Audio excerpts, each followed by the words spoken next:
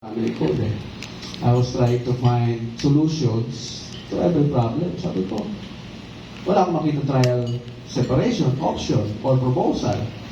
Only the legal separation. And in legal separation, i-hand down pababa sa ahensya yung area of counseling. The same with Vowsy law. Sa Vowsy, pag nasa court na ang case, ibababa sa mediation, baka sakali magkasundo pa. At nakalagay doon na yung husband will undergo intervention, counseling, etc. In other words, doon lang nagkakaroon ng intervention ang gobyerno kapag pumunta na sa gobyerno yung kaso pag umakyat na. Kaya nga dumami ang divorce advocates because of the lack of idea about trial separation. Diba? Kasi annulment ang mahal-mahal. So hindi namin option yan. Mahal-mahal eh. O di mapapamember na lang siya sa Divorce Coalition Philippines. Meron ng chapter eh, bawat probinsya. No? Cebu chapter, Davao chapter. May membership fee yan. Ano trabaho nila? Lobbyists. They are called lobbyists. Sila yung lagi nandun sa Kongreso to push for the divorce bill. Yan na lang yung option na nakikita nila eh. Kasi, ayaw sa isa't isa, hindi na nagkausap, nagkanya-kanya na ng pamilya, kanya-kanya ng buhay. So, hindi na nila makita yung possibility of government's intervention. Only sa divorce law na lang. Yung nakikita nila. Last resort. Okay? Now, it's good that there is a training like this telling you na may trial separation. Di ba? Ma'am? Sir, magtanong lang po. Kasi meron po Good morning po, sir. Gusto ko lang pong itanong, gusto ko pong malinawan ano po yung kasi sinabi niyo po kanina, annulment is mahal. And they rather go doon sa divorce coalition. So ano po ngayon ang pagkakaiba ng divorce sa annulment? Bakit meron silang ganun? Ano sila doon sa option na pumunta sila doon sa divorce? Sa last option na yun. Ano po yung pagkakaiba? Salamat po. Hindi kasi siya costly. Hindi siya magastos. Pinattern nila yan sa US na pag punta mo sa City Hall, ayoko na po, wala na akong asawa. Set me free. Babayad ka lang ng konting fee, wala nang court process na dadaanan. ano yun, sir? Administrative. Sa City Hall lang i-implement. Kaya pag natuloy yan, magkakaroon ng separate agency. Kung i-under yun sa DSWD, baka another division of DSWD.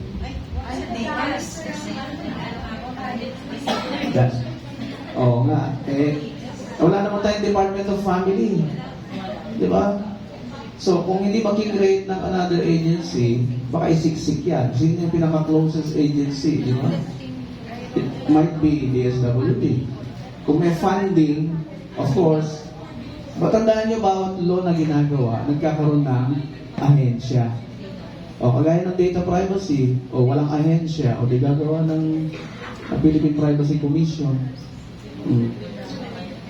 Bawat law na lalabas, pag walang ahensyang mag-i-implement, they will create another agency to implement the law. So another, employment opportunities. Okay? Pinakamalaking employer nga daw talaga, gobyerno. No? Kaya, ma'am, Sorry po, curious na lang po siya ay may divorce po at magkakapanan niya. Saan po siya papasok ng ito for you ng social welfare and development? Since yun yung sa DSWD kasi SWD ang ating mandato po. Preservation, di ba? Oo, preservation of the family yung ating mandate. Saka caring for the public, di ba? So, most likely, another agency will be created. But not totally sa DSWD po siya. Not totally. Or attached siya kasi nasa different. Papasok kayo kapag may mga batang involved. magkakaroon kayo ng involvement kapag may mga bata All the time naman. kailangan i-address. Yeah. Alright. Thank you. Yeah. Di ba? Siyempre, paano naman na kami? Sabihin ng mga bata, paano naman kami? Oo. Meron kaming couple na pumunta sa office. Yung babae, nagtaksil. Eh, may dalawa na silang anak. Alam niyo kung anong katwiro ng babae? Malalaki na yung mga anak natin, maintindihan niya yung ating problema. No? Ganun yung kanyang katwiran. So, kinausap ko, Madam, alam mo ba yung sinasabi mo, pinag-aralan mo bang mabuti? Kasi sa mga bata, hindi nila kayang mag-recover to self-love. Tayo as adults, ayaw ko na sa'yo, babalik lang tayo sa self-love. Di ba? May mga resources tayo to regain self-love, to regain freedom. Eh mga bata, anong resources niyan? Kung nasaktan, kung napabayaan, di ba? In other words, ginawa natin tungkol sa atin yung marriage. Kaya mahigpit ang pagtuturo namin sa mga ganitong training na marriage is not about you anymore. Okay? Gusto nyo matutunan today yung totoong design ng marriage? Gusto nyo malaman? Talaga. Walang tataas ang kilay, ha? Because the design of marriage that I will present now came from God. Came from the Bible. Okay? And we are not violating the principle of separation of church and state because this did not come from the church. Directly from the Bible. Ang Bible, watak-watak yan before eh. Puro scrolls. Scrolls dito, scrolls doon. Kung saan naiiwan. Until finally, magsama-sama nila yan. Kaya naging isang book. At nauna ang Bible before the religions. Remember that. Okay? So I will present this not in a religious perspective because wala na akong religion ngayon. Tapos na. Tinapos ko na. Ang pagiging religious ko. Dahil ang kailangan pala natin ay maging citizen ng kingdom. Citizen ng kingdom. And you will understand that today. Okay? So the true and natural design of marriage started from the Garden of Eden.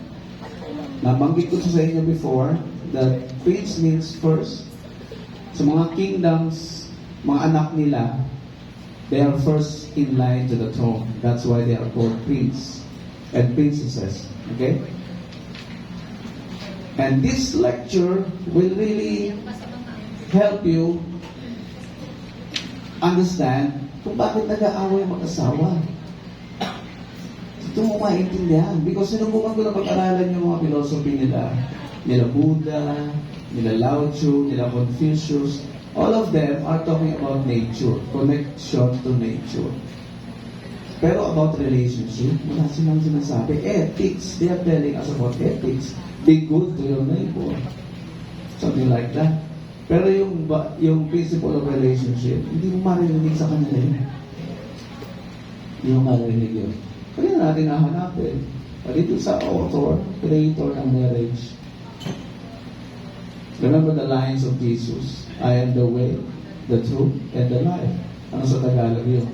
Ako ang daan sa katotohanan na kailangan mo para humaba ang buhay mo. Okay?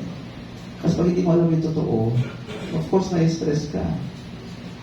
Di ba kung lagi kinagaway mag-asawa, gising yung sakit mo natutulog. Kasi hindi nyo alam yung totoo eh. Kaya pagkasira ng buhay lagi ng tao is due to what? Ignorance. And ignorance means darkness. It's not about the evil na may sungay, na may harap na. Hindi, yun ang ibig sabihin ng evil. Evil means ignorance, darkness, evil, tapos darkness, tapos ignorance. Yun lang ang cause ng pagkasira ng buhay ng bawat tao. Okay? So, prince means first. In Greek, it's principal. Yung origin ng mga words natin, wala namang English before. So, let's go backwards. How it came to be. Yung mga wordings na yan. It means fundamental, tenet. I-google niya, lalabas yan. Law, doctrine, root, basis, foundation, origin. In other words, the beginning of every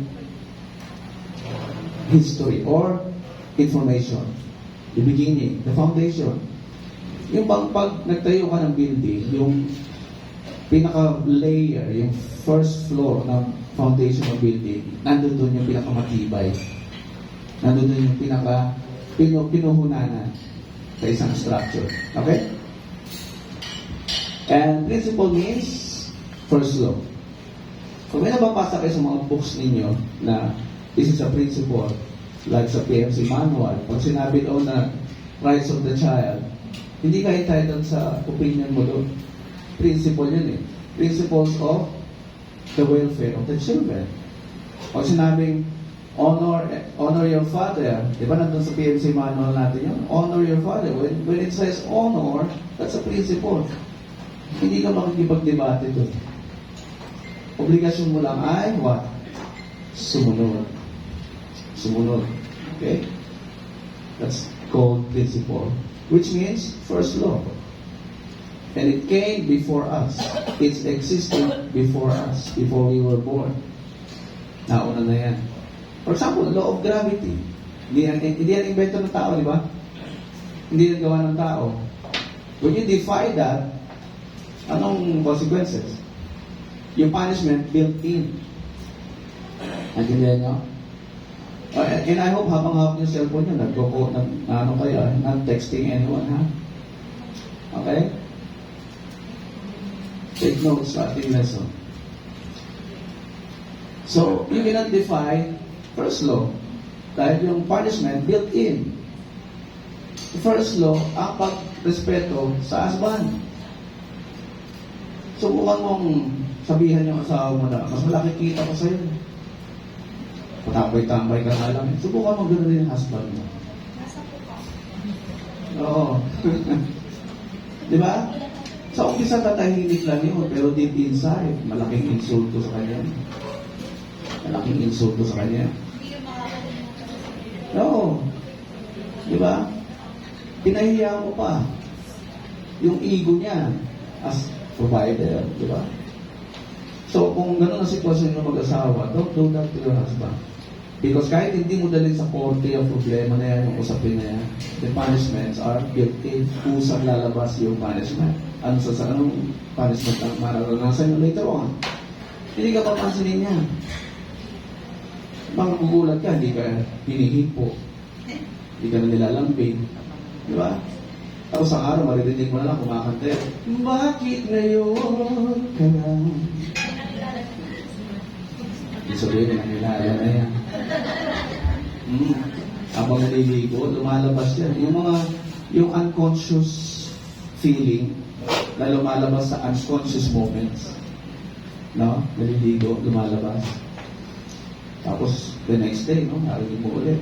Tumalaya lang ako. Tumalaya lang ako.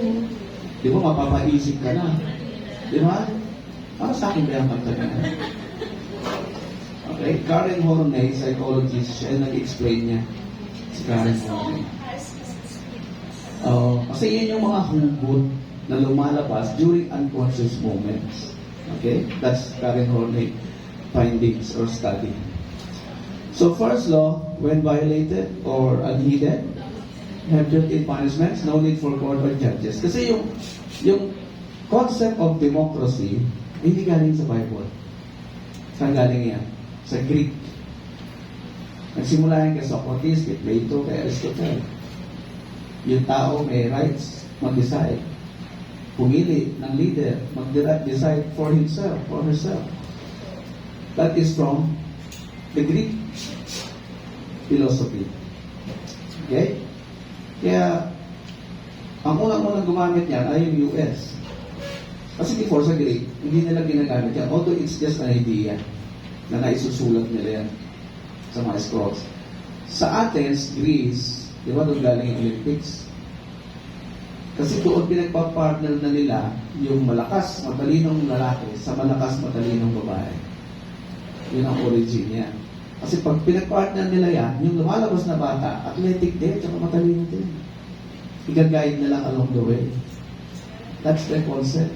Na every human being, merong power deep inside to become great, become powerful, smart. At sinamahan pa nila yun ng mythology. Alam niyo yung mythology? Yung mga gods, Greek gods, yung maliliit na gods. Na merong God of love, God of thunder, God of mercy, God of speed, etc. Those are Greek mythology. Because nararamdaman nila, parang merong superpower na nabubuhay, hindi lang natin nakikita. So para magkaroon ng benefit sa mga living, yung sinasabi nila, they created images. Images. Ng mga nai-imagine nila. Pero hindi half human, half animal. Yung half human, half animal galing na sa mga pagans. Pero yung buong tao na parang human being ang itsura, hindi nila inahaluan ng animals yun. Talagang Greek mythology, Greek gods, pure parang human being din. Okay? So, we can never argue with principles. Ano bang i-argue mo sa nabasa mo? Husbands, love your wives, do not be harsh to them. Is that debatable? Argue mo pa ba yun? Husbands? Saya, busy ka dyan, ha? Di ba? Hindi mo na i-argue yun, di ba? Kasi, scientifically discovered, the woman are created to be what? Alam niyo ba paano kayo created? Alam niyo? Problema din yan. Hindi niyo alam. You are created to be emotional. That's why there's an instruction not to be harsh to the woman. Tinuklas ng science yan. Bakit kaya nagbabawal ng Bible na maging harsh sa babae? Because you are created to be emotional. That's the answer of science. Now you will always say what you feel, not what you think. Kaya nga the more frustrated yung babae, the more na maingay. Lahat ng nararamdaman niya, halo-halo, iba-iba eh. No? Mag-utang, etc. Kaya yung husband mo, pag hindi ka naiintindihan to be an emotional woman, ang sasabihin na ng husband mo, ang gulo-gulo kausap nito. Hanggang sa talikuran ka nila. Diba? Kaya you tend to nag when you're frustrated. Okay? We cannot give conditions to principles before we obey. Huwag mo naglagay ng condition niya because not following it will also punish you. Hindi mo ma-enjoy yung benefits. Okay? We are not entitled to our opinions against it. We can only benefit from its built-in benefits if we choose to obey or apply them in our life on a daily basis. Consistent ang ating pag-apply ng principles. Okay? Hindi siya option. Hindi siya suggestions. Hindi siya recommendations. I want to emphasize that. Natural law din ang tawag sa first law. Pag sinabing first law, ito daw ay, malinaw ba sa'yo, Ma'am Wilson, yung according to natural law theory,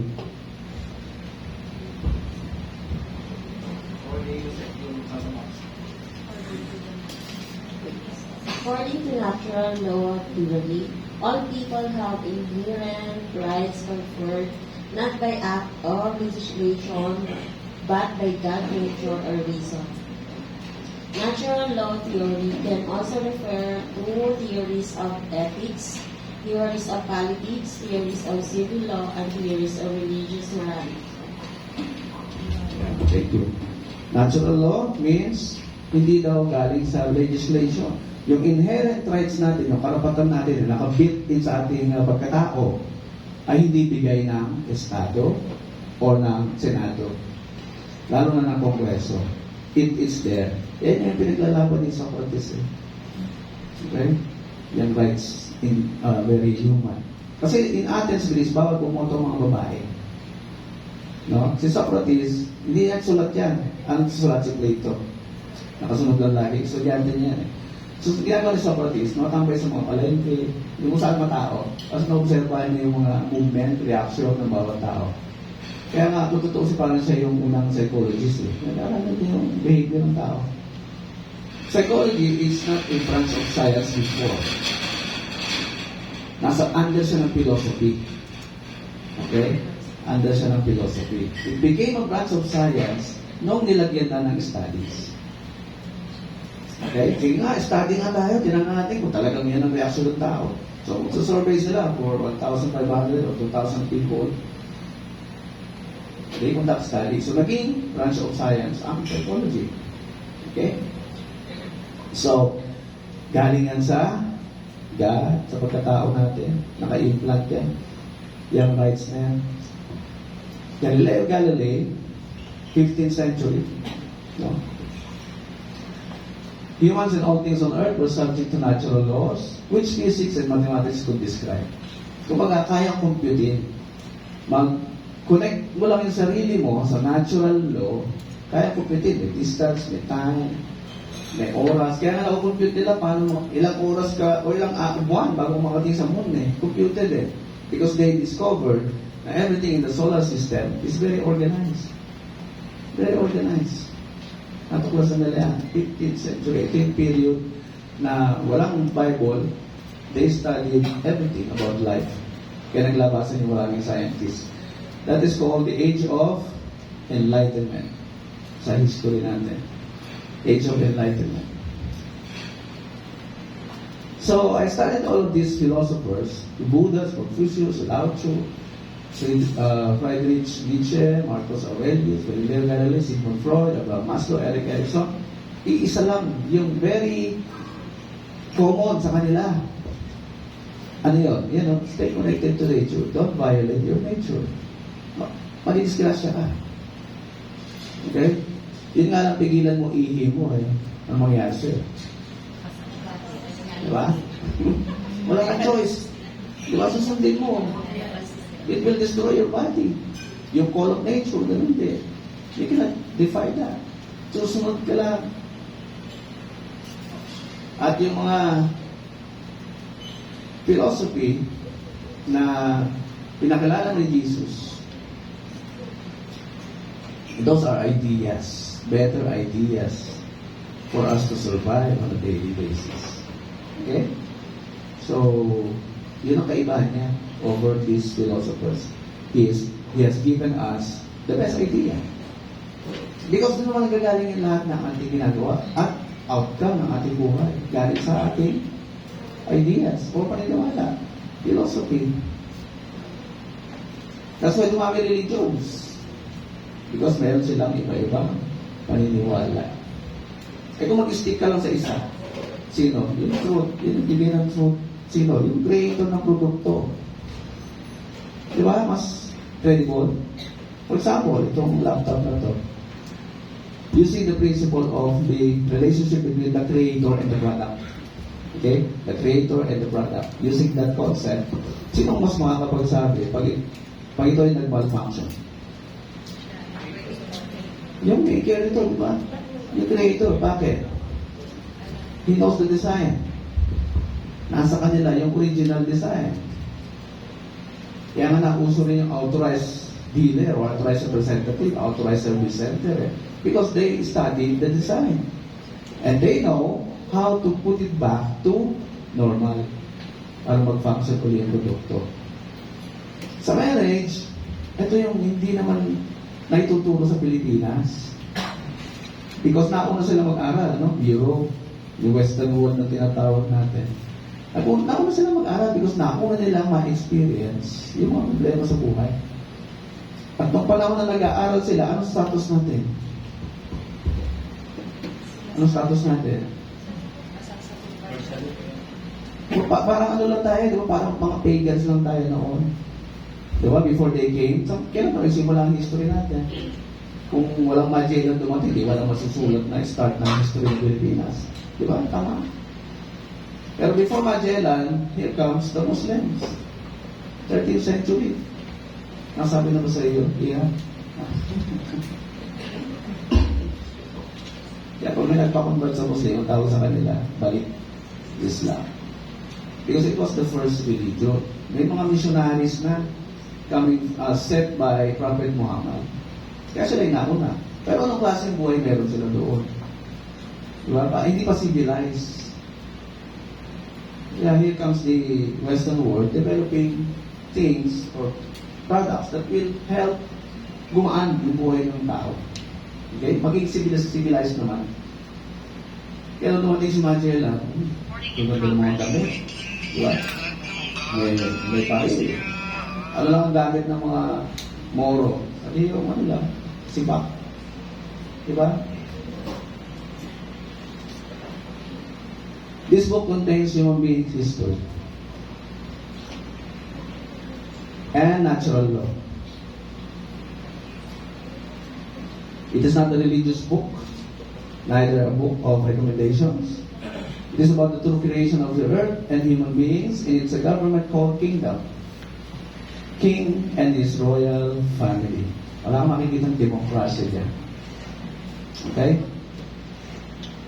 The only religion na mababasa mo dyan are the Pharisees and the Sadducees during the time of Jesus. Diba pagka pag Holy Week, nanonood kayo ng mga movies about the crucifixion of Jesus, may mga taong tumitira sa kanya, kumukontra. And these are the religious people. Sino nagpapapa sa kanya? The religious people din. Hindi na niniwala eh. Bakit? Because they are practicing things without love. Diba? They used to practice things or traditions, nakatali na sila doon. Kapag Sunday, huwag kang papagaling ng tao. Bawal yan. Diba? Ano yun? Palipasin mong buong maghapon. Wala kang isasay. Hindi yung pinakalala ni Jesus. Kasi nakatali na sila doon sa tradition na yun. Kapag bawal, bawal. O kung meron kang 100 na sheep, nalaglag yung isa, di ba siya kukunin, mahanap yun. Diba? Pinakilala niya yung love. Because wala yun sa kanila. They are actually implementing 600 plus na law na hindi nila maintindihan kung ano yung pinakamahalaga. That's why they asked Jesus. Alala niya? Master. Which is the greatest commandment? Because ang daming batas eh. Ano susundin namin? Ano sinagot ni Jesus? Alala niyo? Ha? Ayan na. Love the Lord thy God with all thy heart, with all thy mind, with all thy soul. Yan yung una. Isa lang yung question, pero dalawa yung sinagot niya because the question requires two answers. And the second is like unto it. What? Love thy neighbor as thyself. Now, in my years of studying the Bible, every time God speaks, it's a process. Na-realize ko, discover ko, proseso pala to. Paano yun? Pag ikaw na mamali ng Diyos, kilalanin siya, yung wisdom niya, makikilala mo sarili mo. Uy, ganun pala ako. Ganun pala magkakagawa ng Diyos sa akin. Meron pala ako special talent na binigay sa akin. You will discover your seed. And the moment you begin to know yourself, you will love yourself. Diba? Bakit ka gagawa ng stupid things na makaka-hurt sa'yo o sa ibang tao? Diba? You learn to love yourself na. So, it's a process to be developed before ka magmahal ng iba. And neighbor can be your spouse, your community, anyone in the community. That's the meaning of word neighbor. It can be anyone. Kaya nga pag hindi pa fully developed yung sarili mo, wala ka pang confidence sa sarili mo, malayo lang ng konting kaibigan mo, nag-uuri ka na eh. Uy, ano ko ba? Ba't di mo na ako pinapansin? Napansin nyo? Diba? Because you are trying to please others. Sino i-please mo? Start with God, then please yourself. Huwag ka makikisabay sa because may iPhone siya, hanggang iPhone ka na rin, hindi mo makaya. Sino i-please mo? Is that yourself? No. Na-influence ka nila. Because gusto mo, pag kita-kita kayo, updated ka rin. Ano ka, iPhone ako? Hirap ka naman sa pagbabayan. No? Don't please others, start to please yourself. Kaya nga sa science, ang tawag yan ay introvert. Yung pag-introvert ka. Kasi hindi ka rin pwede lumampas eh. Sa pagmamahal sa sarili mo, yung maging selfish ka na lang. May proseso ka pagdadaanan, meron pa pangatlo. Ano yun? Love one another. Love your neighbor as thyself. Nakuha nyo? Everything is a process. Hindi siya recommendation. When God started to build a nation, anong kinuna niya na batas? Love God. All about Him. Kaya when you start to organize your life, starting with Him, loving God, madi-discover mo sarili mo later on. Na siya pinag-aralan ni Carl Jung. Carl Jung, how to discover your personality. Kasi sa kanya galing yung term na identity crisis. Kaya pag may husband na nag-asawa na hindi pa niya kilala yung kanyang identity, mag-experiment yan during your marriage. Kaya dahil ko nakikita lalaki, puro tato, papatato. Unless yun ang business niya. Di ba? Wala akong comment doon. Kung yun ang business niya, okay ako doon. Pero kung hindi mo naman business, yung patato ka ng patato, bakit? Tapos magsusuot ng Nike, magsusuot ng mga branded. Ano yung nakakul nila? Yung identity. Putting someone's identity. Kasi hindi nila ma-discover yung sarili nilang identity. So study Carl Jung. Take note of that. Carl Jung, psychologist. Meron siyang proseso sinasabi, nakapareho na proseso sinabi ni Jesus. Process of individuation. To discover yourself first. Now it's making sense to you. No? Okay? The true meaning of marriage, according to its author, it's a holy covenant before God. Holy covenant. Kaya ang tawag sa marriage, vows, hindi promises. Kasi ang promise ay made by human beings. Ang vows is made between the human being and God. Okay? Vow. Which is, hindi ka entitled sumuway or tumalikod. Wala kang chance na tumalikod. You made a vow. Kapag may kinakasal, sinasabi ko, hindi kayo nagpa-promise sa isa't isa. Kayong dalawa na pinag-iisa ang nagpa-promise doon sa taas. Diba? Kayong dalawa yung nagpa-promise o nag-vow. Sa Diyos, because pareho niya kayong produkto eh. We are also called natural products. Pareho na kayong produkto. Nabawa, may lalaki, nag-alok sa'yo, kasal. Pag-aari ka ng Diyos, pag-aari ka ng Diyos. Mag-desisyon kayo mag-isa. O, hindi na kayo subject sa inyong kagustuhan or mga kapritsyo or belief about marriage. Subject na kayo sa design niya. Because pareho na kayo, produkto. Intindihan niyo? Kaya ganun nila dinasign yung marriage. And I'm very thankful at tama yung pagkaka-define sa family code, yung Article 1. Not subject to our stipulations. Okay? The male was prepared to be the foundation of the marriage. Ako, ito tataas kiray niya dito. Paano natin di-discuss yung cycle sa first day? Saan simula ang marriage? Sa lalaki. Pag may nabola, pumayag na babae, kakaroon ng marriage. No? So it become very crucial for the male na maging maasahan. Kasi foundation eh. Okay, may 5 qualities or characteristics na binigay ang Diyos doon sa lalaki, sa Garden of Eden. Yung 5 yan, pag yan meron ka, meron siya, no, very safe ka na. Safe ka na doon. Diba? The rest are just adjustments. Okay, tingnan natin kung ano yan. In US, they studied na lahat ng social ills nila pala ay galing sa fatherless homes. Yung mga bata na criminal, no? Bata-bata pa, criminal na. They conducted a study. Saan ba nagagaling lahat itong problema natin? Ba't ang dami natin problema? Bakit may mga eskwelahan na pinagbabaril? Di ba? Sa kanila lang nangyayari yun. Imagine mo, anak mo nag-aaral, tapos bigla na lang meron.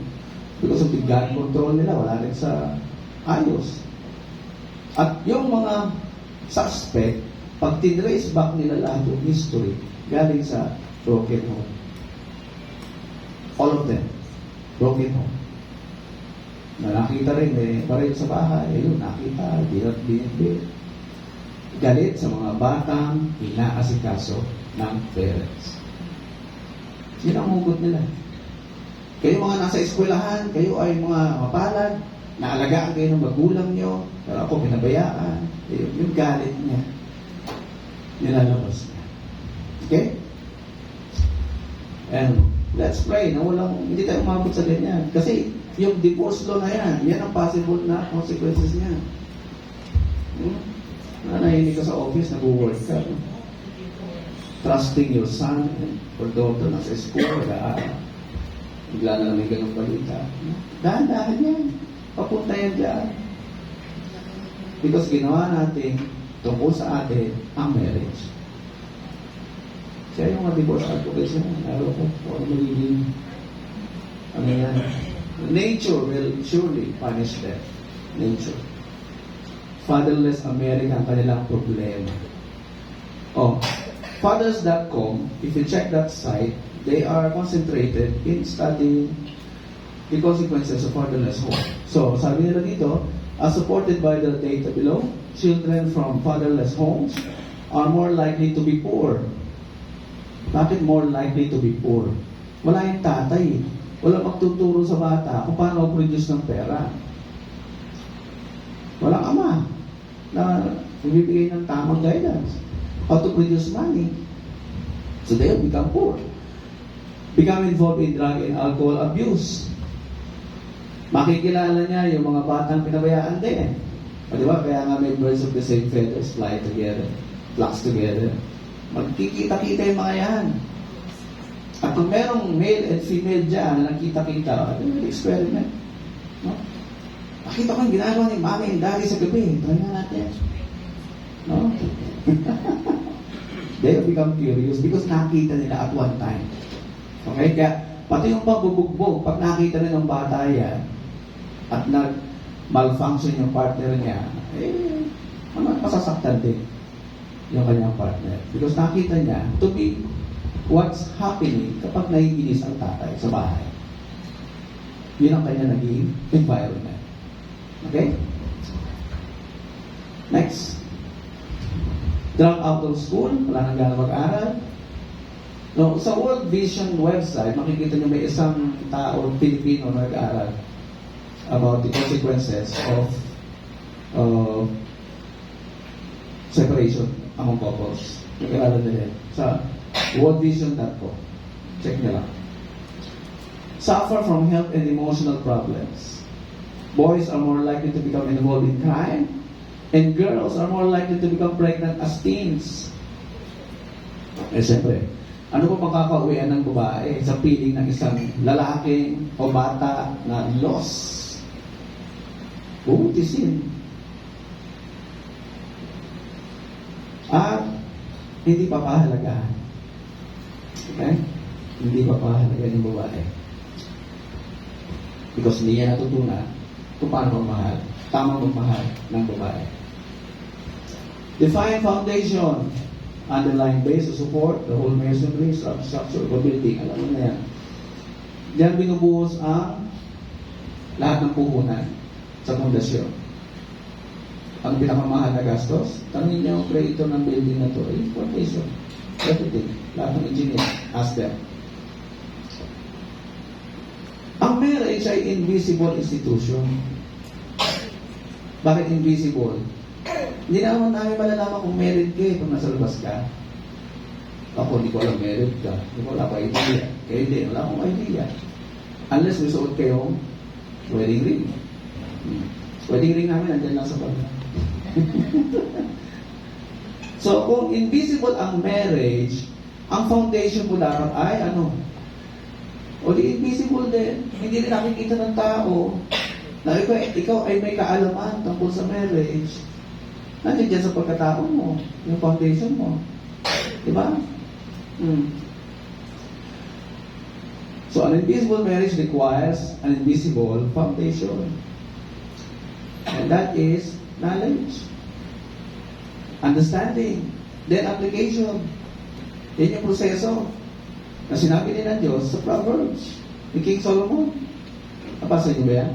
By wisdom, a house is built, and through understanding and knowledge, its rooms are filled with rare and precious treasures. Susi pala yun, proseso pala yun. Para maging successful ang isang organization, bahay man, institusyon, whatever. Mabaliktad natin. Kasi ang pagkaka-describe doon, mabaliktad. Kasi hindi ka naman magiging wise instantly. Pinag-awayan na ni Socrates at Plato yan. Sabi ni Socrates, pag pinanganak ang tao, meron ng knowledge yan. Sabi ni Plato, no. Hindi. Kailangan mo pang lagyan ng laman yung utak ng tao. Galing, di ba? Ako na nila pinag-isipan niya. So, by wisdom, a house is built, and through understanding and knowledge, its rooms are filled with rare and precious treasures. So, baliktrin natin. Ano yung una? By knowledge. Yun ang start. Knowledge. Then, understanding.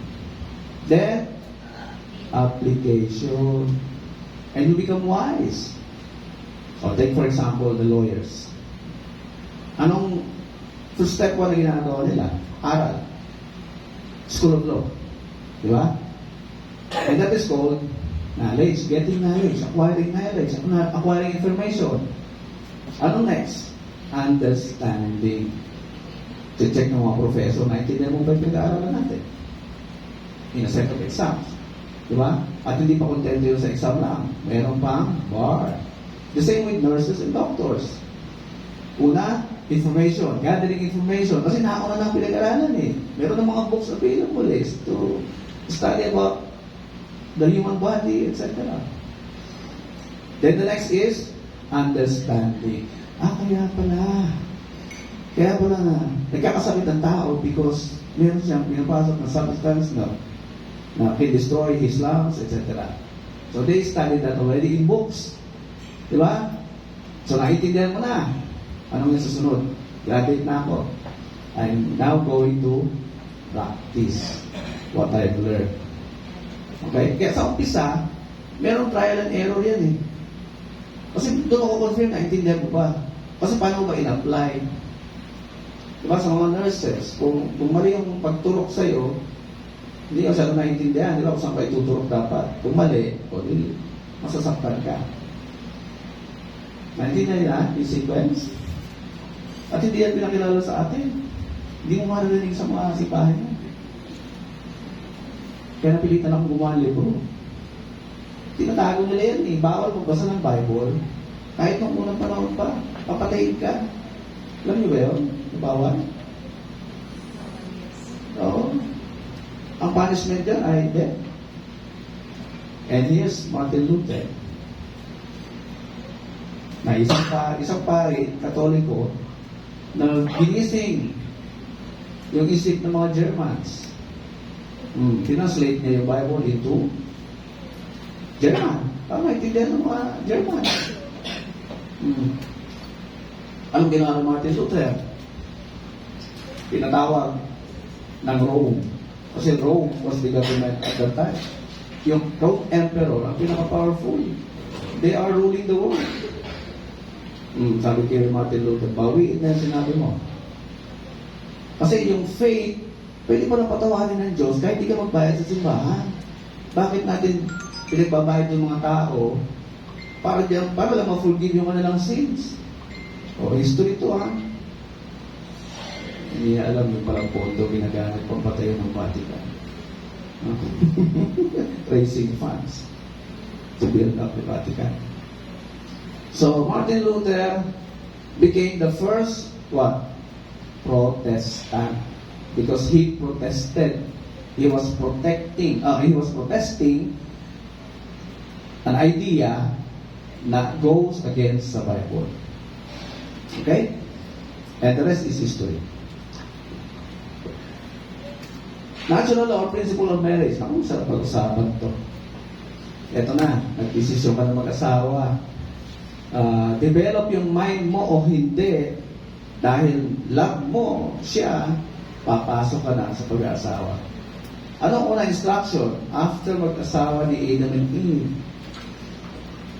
Ngayon ba narinig niyo ba kahit saan simbahan na yung ginawa ni Adam and Eve ay sex? You never heard that? Ang alam niyo lang, kinagat yung actual apple. Hindi yun pagkagat sa apple. It was just a representation. Nag-sex sila. Anong instruction ng Diyos? Don't touch anything. You can eat anything except for one. Ano yun? Eat the middle. Nasaan ang ating sex organ? In the middle. Do not touch that. May mangyayari. Okay? Bakit hindi tinutulong ang simbahan niya? Because it goes against the doctrine of multiplication. Questioning mo eh. Teka muna, Father, Bishop, Pastor, kung bakit sex yung nangyari, nagtuturo nga yung mga pari na magpakarami tayo. Bakit pinalayas sila after na lumang sex? O di ba, magkakaroon ng debate ngayon. Kaya hindi na tinuturo yun. Yung nag-sex si Eva at Adan. Because it goes against the principle of multiplication. Because the moment na naging member ka ng religion nila at nagkaasawa ka, yung anak mo automatically member. More members, more collection. More collection, more money. More money means more power. Sa gobyerno, sa society, powerful. Lagi nila. Yung matibag yan. No? Something like that. Money gives them power. And that money comes from the membership. Okay? So, a man shall leave his father and mother. Hindi ito baliktad. Na sinabi na, a woman will leave his father and mother. Hindi. Only the man was instructed to leave the house. Dahil pag yung babae, nag-malfunction because hindi tama yung environment na binigay ni husband, uuwi lang yan sa kanyang parents. Babalik lang yan sa kanyang parents. Na responsible, na nafe-feel niya yung security, protection, love, care. Di ba? Babalik yan sa parents. Kaya lalaki, yung unang inutusan, aalis ka sa parents mo, matitigil ang lahat ng na-enjoy mo sa responsible parents mo. Ano yung na-enjoy mo sa responsible parents mo? Pagkain, tuition fee, di ba? Magandang kwarto, may kotse pa, o mayaman si mama, si papa. May enjoy mo lahat yun, even without working. Di ba? Just having a responsible parents. May enjoy mo lahat yun. Ngayon, nag-asawa. And they will be united to his wife, and they will become one flesh. Sino nagsasalita dito? It's not God. It's Adam. It's Adam. Genesis chapter 1 verse 24. It's Adam. Kasi nung pinatulog siya, hinugot niyang tadyang, doon sinom yung babae, di ba? Si Adam ang galing sa lupa. Naalala niyo? Ha? Sa lupa. Bakit hindi sa lupa din ginawa si Eve? Pwede naman sa lupa din. The reason behind is that the male ang unang nanganak. Hinugot yung babae sa katawan ng lalaki, which means it came from our body. You came from our body. Kaya nararamdaman nyo na parang kayong baby. Gusto nyo lagi kayong pinapamper. Gusto nyo lagi kayong protected by your husband. Patuyin nyo ako pag hindi nyo nararamdaman yan. Di ba? Ano ba ang treatment na ginagawa sa baby? Hindi mo ginukutom. Hindi mo inaayaan magagpian ng lamok. Di ba? Gusto mo laging tumatawa yung baby. Gusto mo laging masaya yung baby. Kasi hindi siya normal pag hindi siya ganun eh. Di ba? We want to see a baby na laging masigla, so makain, and you feel that way. Because every woman is a man's baby. And that feeling will activate pag nag-asawa ka. Okay? Pag single ka, syempre, yung mga single naririnig ko din eh. Di ba yan? Tagal ko naman makakita ng ng aking dream boy. Saan ko makikita yun, di ba? With that feeling alone, nandun yung yearnings or desire to be protected, to be comforted, to be nourished. Di ba? Nandun yung feeling na yun. Na alam niyo, yung lalaking yun, yung magbibigay. And Carl Jung also discovered that, na meron tayong part ng katawan na ang tawag ay animo-anima. Yung maleness within you, parang may kulang sa katawan ninyo. Tawag yan, animo. Sa babae, anima. Meron kayong maleness na nararamdaman na kulang sa katawan niyo. Sa lalaki, ganun din yung animo. Sa babae, anima. Okay? Go back to Carl Jung. Wala na yan. And sa Matthew, tinesting siya. Si Jesus. Kasi nung panahon na yun, before that, balikan ko yung leave. Diba? Will leave his father and his mother. Chinek ko backwards, the meaning of leave. It's a Hebrew word which means leave behind, disassociate, disconnect, move out, depart from. Ano ang i-disconnect mo? Ano ang ihiwalay mo sa parents mo? Physically. Di ba tatlong bahagi ng katawan natin? Sabi ni Abraham Maslow, physical, psychological, and spiritual. Pero tawag ni Maslow doon, yung spiritual, at tawag din yung self-actualization, which is spiritual na talaga. Okay? So, ihiwalay yung katawan mo sa parents mo. Nag-asawa ka na eh. Pati yung psychological, ano yun? Yung mind. Yung pag-aalala sa magulang mo. May asawa ka na, katabi mo pa. Naku, baka walang pagkain sila ng mama at papa sa bahay. Kawawa naman sila. Naku, wala pang bahay sa mama at papa. Kukuha ko siya ng bahay. And you are telling that to your husband. Diba? Sa umpisa, maintindihan ng husband niya. Mapagmahal sa magulang. Very good. Eh, nagbabayad ka na doon sa house and lot na ini-invest mo for your parents. What happens to your own money? Hindi na ma-enjoy ng husband mo yan because nakafocus yung income mo sa house and lot na ini-invest mo for your parents. One day, nangailangan kayo. Kailangan na ng husband yung finances mo. Mayroon ng friction na mabubuo. Nabubuo na yung friction. Until marinig mo ang husband mo, hanggang kailan ka tutulong dyan sa magulang mo? Lalo na kung iniwanan ka ng obligasyon, mga kapatid mo, pag-aralin mo, ha? Pagod na kami, ha? Ako sa kasawa ka. O di yung income mo, yung finances mo, pati yan. Kalahati lang ang bibigay mo sa marriage. Kung kaya, kalahati. Kaya nga malaking issue pag pareho lang kayong minimum wage earner. Pagkasasamahin nyo yung minimum wages nito. Then, kumpitin yung renta, kumpitin yung bill, etc. And sigurado yan, yung computation ninyo ay to maintain your standard of living. Kaya hindi kaya ng dibdib ninyo na tumira sa kalye. At hindi rin kaya ng dibdib ninyo siguro na wala kayong wifi. Di ba? Hindi rin kaya ng dibdib ninyo na wala kayong ref. Di ba? Kailangan nyo ma-enjoy itong mga bagay na ito eh. Pero that involves money. Pera. Ano pa? Spiritually. Yung puso. So it only means na pag nag-asawa ka,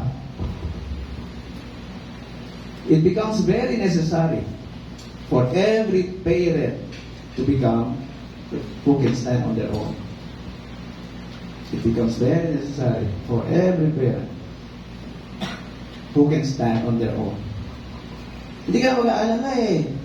Di ba? Pag tinawagan ka ng parents mo, anak, huwag mo na kami intindihin ng mami mo. Di ba? Mag-world tour kami ni mami mo bukas. O, sama ka ba? Di ba? Ang daming couples na ganyan, yung ini-enjoy na lang yung life. Because they have prepared themselves to stand alone when you leave.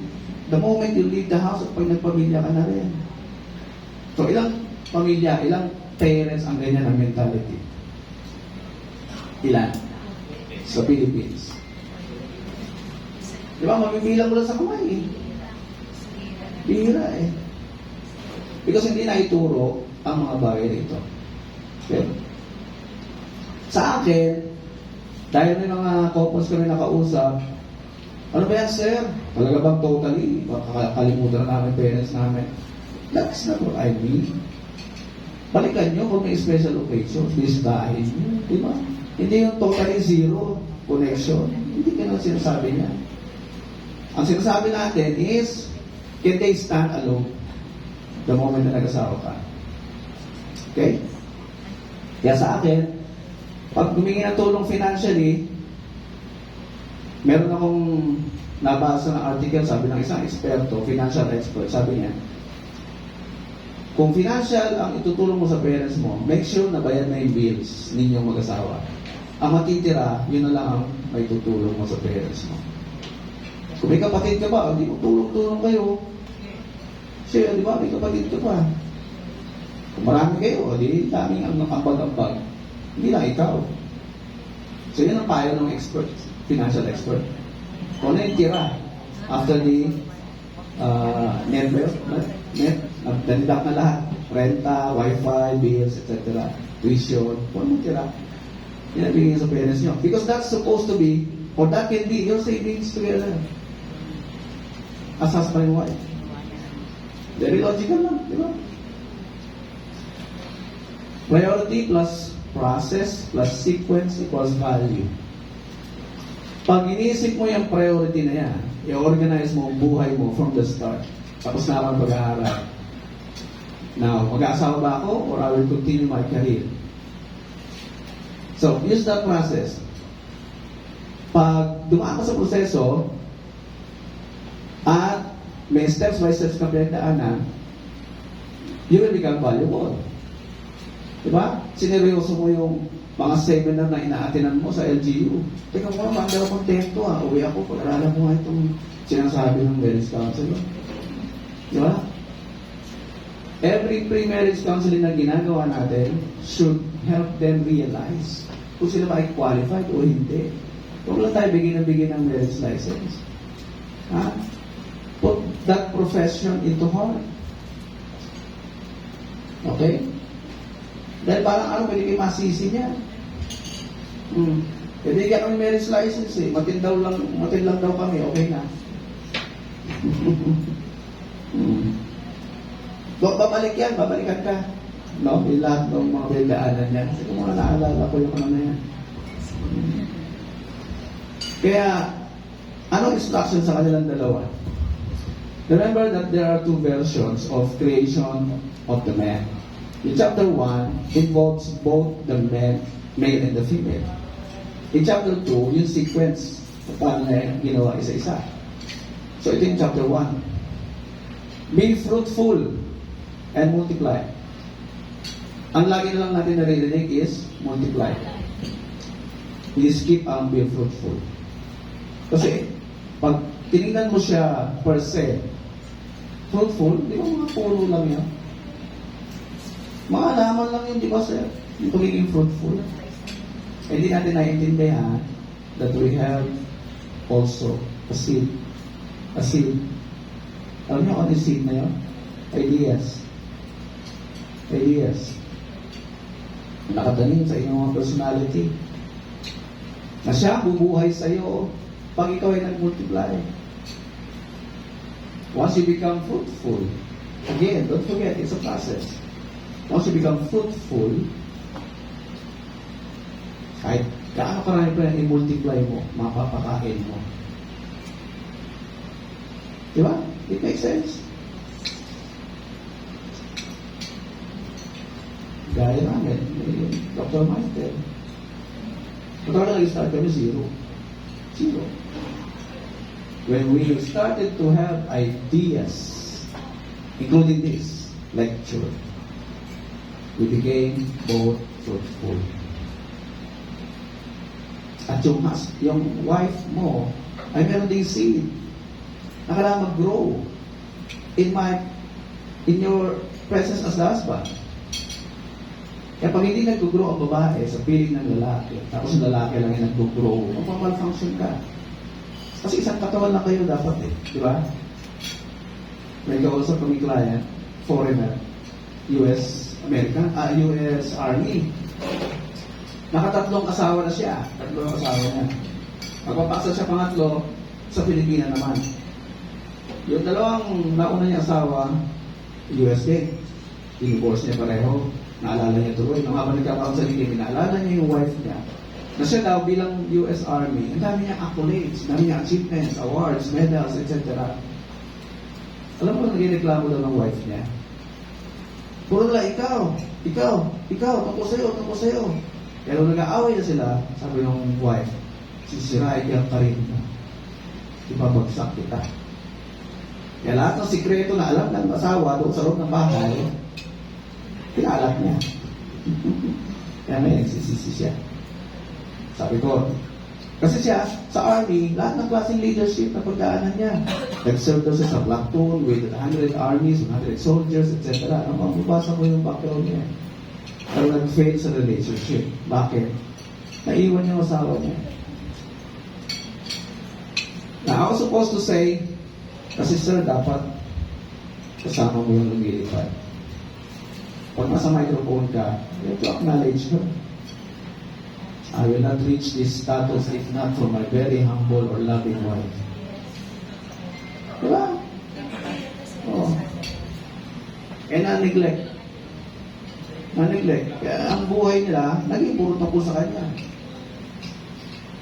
Eh, about human being, di ba? Gusto maging successful. Lahat tayo, nasa puso natin yan. Ay, yung pagiging successful na yan yung paglipad ng mataas. Like an eagle. Remember that when you study the Bible, there are only two creatures na inutusan tayo ng Diyos to be like them. The eagle and the lion. Yan lang, yung dalawang creatures na yan. Bakit? Alam niya yung pagkakagawa niya sa eagle eh. Yung eagle, hindi yan sumasabay sa mga doves. Laging nasa mataas yan. Yan yung part na pag kilala mo na yung sarili mo, hindi ka mai-intimidate pag meron din magaling sa tabi mo. Uy, magaling din ako. Iba yung area niya, iba yung area ko. You will feel that way. Once you are successful, hindi ka ma-intimidate. Diba? Now, the problem with marriage, your wife has to fly with you also. Kung naging busy siya sa bahay, kakaalaga sa mga bata, you have to acknowledge her.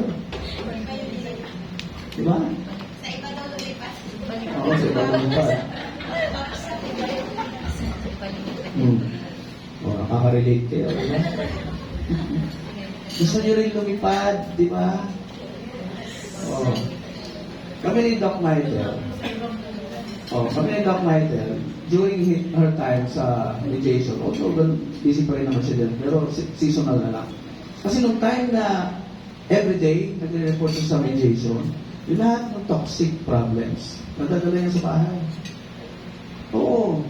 Ramdam ko yun eh. No? Dala-dala niya. Kaya nakukwento niya, etc.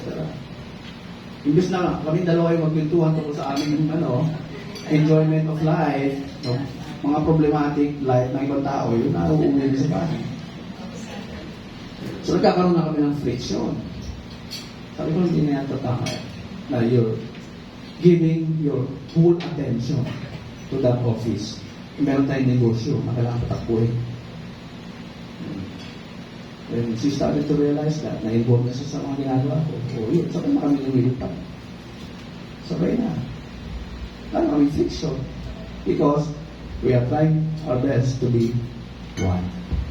One in destiny, one in purpose, one in likes and dislikes. Kaya kilala ko na siya, kilala niya rin ako. Kaya sa Pampanga, nauna siyang malapit sa venue. Sabi ko, kahit wala pa ako, mag-start na kayo. Because your presence is just like andun ako. Ganun dapat mag-asawa. Diba? Ay, isa lang yung nandun, ramdam ng mga tao, uy, para si Serbi niya. Ganun dapat ang maging reflection ninyo mag-asawa sa bawat function na pinupuntahan ninyo. Or event. Okay? So, be fruitful first before multiplying. This is also applicable to business. No? Yung magiging fruitful mo, na-discover mo na. Hindi mo na kailangan dalhin sa palengke yung fruits eh. People will look for you. Ikaw lang yung may ganong katamis na fruits. No? Ikaw lang yung may expertise about something. Dadayuin ka, saan ka magtubira? Diba? Let's say, ikaw yung mayroong specialization about kidney. Pupuntahan ka. O ikaw yung pinakamagaling na karpintero. Pupuntahan ka. Because you became fruitful. Meron kang specialty sa paggawa ng kahoy na kakaiba sa iba. Na nakita ng tao. Mahusay yan. Perfect yung pagkakagawa lang. Hindi sumasabla. I guess yun na. May na-discover kang ulam. O ikaw lang yung nakadiscover ng formula, recipe. Pero hindi ka ng tao. Yung kare-kare sa Caloocan, nai-intriga ako doon. Every Sunday lang bukas. No? Yung kare-kare na yun, di ba? So, puntahan eh. Ano meron? Pinipilahan. Okay? That's becoming fruitful. You discovered something within you. Kaya nga sabi rin ni King Solomon sa Ecclesiastes, pag na-discover mo na yan, ilatag mo isa-isa. I forgot the verse. In the morning, ilatag mo lahat ng seeds mo. Latag mo lahat ng seeds mo. And in the afternoon, don't lie ahead. Huwag kang tutulog-tulog because di mo alam kung ano dyan yung mag-grow. Investment. Magpo-prosper. Hindi, yung seeds mo, yung ideas mo. Di mo alam. Yan ang ginagawa ng mga Chinese na Gokong Wei na ngayon, Henry C na ngayon, Jollibee na ngayon, pati McDonald's, Chinese eh, di ba? Yan ang ginagawa nila. Anong ginawa? They don't waste time. Pag-gising sa umaga, dine-develop na nila yung concept. Reading books, reading competitors, everything. Then, pagdating ng hapon, kahit na-employed sila, pagdating ng 5:01, back to the books. Aral, aral, aral. Wala silang distraction noon eh. Binasa ko rin yung buhay ni Gokong Wei eh. Titinda ng dyaryo, titinda ng ganito. At ang unang loan daw niya, 50,000, just to help him multiply. Kasi may idea na siya eh. May idea na siya eh. Parang palago ng business eh. Funding na kailangan. So, umuta siya ng 50,000. And that is where Robinsons started. Hindi rin sasayang ng oras. Kaya kami mag-asawa, hindi na kami nunod ng news. Sabi niya 6 o'clock or 5:01. Ano ang news pinapakita sa akin lagi? Puro negative. Patayan, everything. Lalasunin lang yung utak mo. Lalasunin lang. Invest in books. Ito sa bahay namin. 2 library namin. Ito kaya. At piling-pili yung aming books, hindi naman sa bilikan bili. Piling-pili. Ang interest namin, law. O ang dami law books. Interest namin, psychology. O ang dami psychology books. Interest namin, events. Kasi events planner ko yung before. Daming books yan about events. Music. I teach music. O ang dami kong books about music. Kaya, aral ako. Merienda tayo. Kaya isip ako, basa. Kaya nagiging fruitful na kami. Kaya papansin na kami. Pati DSWD. Diba na? Oh, it works. Try nyo. Na tinuturo ko na. Try nyo. Pero alam mo, sabi ko sa kanya, kay Dr. Maiter, alam mo kung kabataan ko pa lang, maganda yung resources ko. Kasi lumaki ako sa hirap. Talagang naranasan ko matulog sa squatter. Kung maaga akong nalaman ito, tapos may responsible parents sana ako, baka ngayon millionaire na ako. Oo, kung maaga ka nagsisimula, nalaman, natutunan lahat ito, kaya yaman ka talaga. Late na ako nagsimula eh. Kasi kakahanap ko ng tunay na religion eh. Na-distract ko rin yung pag-develop ko ng seed ko. Because ang aking understanding din before, na pag nag-asawa ka, automatic, your life will be blessed. Diba? Did you have that impression before? Na pag nag-asawa ka, automatic, bless ni Lord ang buhay mo. I had that impression before. And in first 5 years namin, talagang struggle. Wala pa tayong kotse Nagtawag tayo natapaw Nag-jeep pa rin tayo, na-question ko yun. No, sabi ng Bible, your life will prosper, di ba? Hindi kasama sa plano ng Diyos na maghirap ka. Jeremiah, di ba? Kung tatay na nandun ko pa sa womb ng nanay mo, hindi kasama sa plano ko na ikaw ay magdusa. That's why you always feel to have a good life. Like ka naghahanap ng good life. Yun ang nakatanim sa atin. Desire for good life. That's the design of every human being. Ano oras na? Ay pang oras. Tuloy natin? Any questions so far? Any questions? Nalilinawa na kayo Lahat Nakuha niyo. Very good. Okay, this is chapter 2, Adam and Eve. I encourage you to go back reading chapter 1 of Genesis. Nandito ang design ng marriage. Okay? Tira natin This is the account of the heavens and the earth when they were created, when the Lord God made the earth and the heavens. Now, no shrub had yet appeared on the earth. Wala pa raw mga tanim. No plant had yet sprung up. Bakit? May reason. For the Lord God had not sent rain. Wala pang tumutubo because wala pang ulan. Hindi ko rin nagpapagala ng ulan. Bakit? Because there was no man to work the ground. Wala pang tao. Nakita niyo kung gano'n ka-organize ang Diyos? Diba? That's organized, being organized. But streams came up from the earth and watered the whole surface of the ground.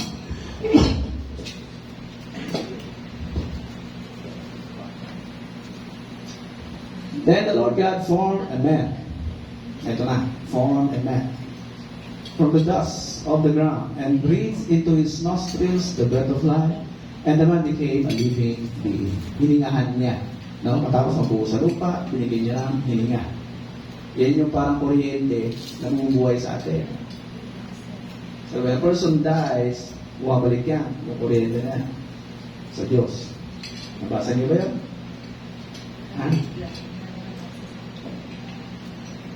Now the Lord God had planted a garden in the east. Saan? Sa east. God ang nag-plant ng garden. Siya mismo ang nag-plant ng garden.